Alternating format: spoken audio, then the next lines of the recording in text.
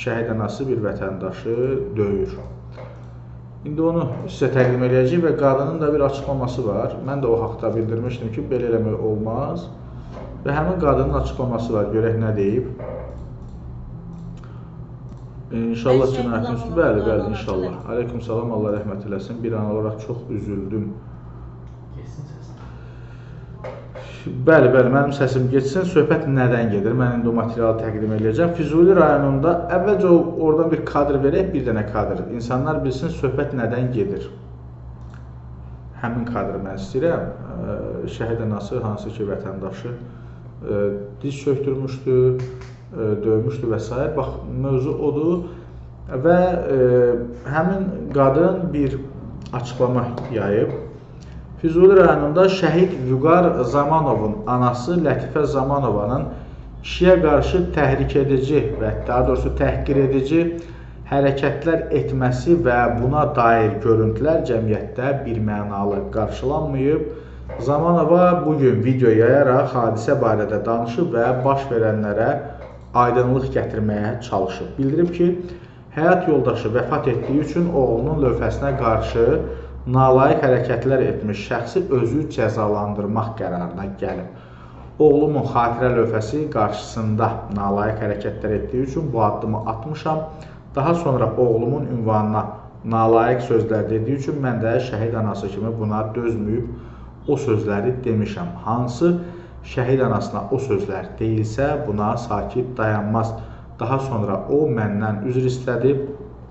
Əl-ayağıma düşüb, yalvardı, içkili olduğunu dedi, mən də onu bağışladım. Zamanova oğlu və özü barəsində deyilən bəzi fikirlərlə razı olmadığını deyib. Həmçinin media və sosial şəbəkələrdən həqiqəti və hadisəni, daha doğrusu əks etdirən görüntülərin silinməsini xahiş edib. Xatırladaq ki, 1995-ci il təvəllüdlü Vüqar Zamanov Vətən müharibəsində müddətdən artıq hərbi qulluqçu kimi iştirak edib, yəni könüllü olmayıb və 5 noyabr 2020-ci ildə Daşaltı uğrunda döyüşdə şəhid olub, Horadizdə dəfn edilib, ölümündən sonra müxtəlif medallarla təltif edilib. Allah rəhmət eləsin. Gələk mövzunun digər hissəsinə.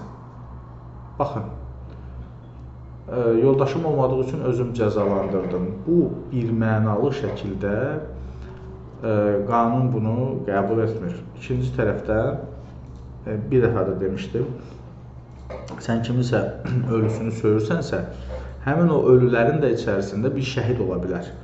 Yəni, sən şəhid anası olaraq başqa bir şəhidi də söymüş ola bilərsən. İkincisi, evində oturmuşsan, hansısa bir yaramaz qohumun haradasa bir hadisə törədib və onun nəslinə, nə bilim, söyürlər, təhqir edirlər, var-yoxuna təhqir edirlər və s. Nəticə etibarilə burada sən də söyülürsən. Evində oturmuşsan, kimsə səni təhqir edir. Niyə? Hansısa bir qohumuna görə. Bu doğrudurmu? Bu ədalətlidirmi? Görüntülərin silinməsinə gəlincə, həmin qadın əgər hər halda nətər deyərlər, bu görüntüləri necə yayılıbsa, o görüntüləri yayan şəxslərlə bağlı da müraciət eləsin. Onu kimsə çəkməyib ki. O əhatəsindəki adamlar ki var idi, deyirdilər, vallah, Allah and olsun dayandırdım, neynədim. O adamlardan gedin yapışın da. Utanırsınız. Niyə? Nəyə görə o görüntülərin silinməyini istəyirsiniz, bilmirəm. Utandırıcı bir şey deyilsə, bu qalıb da sosial şəbəkədə. Axı, olmaz bir adamı o qədər aşağılamaq olmaz. İçkili bir adamın etdiyi hərəkətin cəzasını ayıq başdan bir adam o cür verərmi, ümumiyyətcə? Tamam da, bunu elədin, amma bunu çəkdirmək də bir ayrı məsələdir. Sən başqasının ölüsünü söyürsən axı. El dilində məşhur misallar var bu mövzularda. Başqa birinin ölüsünü necə söyə bilərsən, necə təhqir edə bilərsən?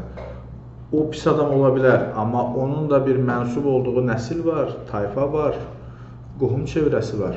Sən onun ümumi hər bir tərəfli söyüş söyəndə söydüyünə, onda onun da nəslində bir nəfər gəlsin, desin ki, nə olsun sən şəhid anasısan? Sən Peyğəmbər qızı deyilsən, imamın övladı deyilsən, sən də Azərbaycan vətəndaşısan. Oğlunun vətən üçün elədiyi fədakarlığı anladım. Bir daha qeyd edirəm, Allah rəhmət eləsin. Amma nəzərə alaq ki, sən başqasını niyə söyəsən? Yəni, nə üçün? Olarmı belə eləmək? Bu müharibədə nə qədər maxilərimiz rəhmət edib, Allah hamısına rəhmət eləsin, şəhid olublar. Allah rəhmət eləsin. Onda biz könüllülər var ki, şəhid olublar. Onlara necə deyək, onların valideynləri çıxsın cəmaata dayana bilim, boğmalası ki, mənim oğlum könüllü gedib. Bir də var ki, sən xidmətidir də, yəni çalışırdın, tamam müharibə başladı və belə deyək, vətən uğrunda şəhid oldun. Amma bir də var, evimdə oturmuşdum, getdim könüllü yazıldım. Yəni mən dövlətdən əmək haqqı filan almadan gedib könüllü yazılıb şəhid oluram. Burada fərq də var.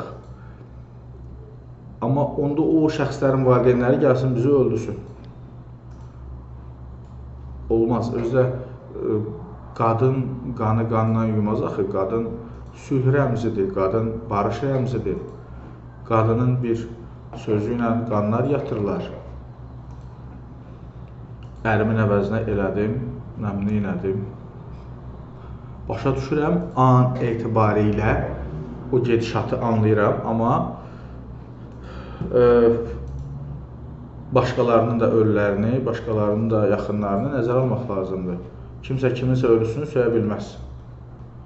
Və ona görə də o qadın barəsində də, həmin şəhid anası barəsində də sosial şəbəkələrdə məncə yazılanların təhqir yol verilməzdir, olmaz. Amma tənqid kim yazmışsa, mənim düşüncəmə görə haqlıdır.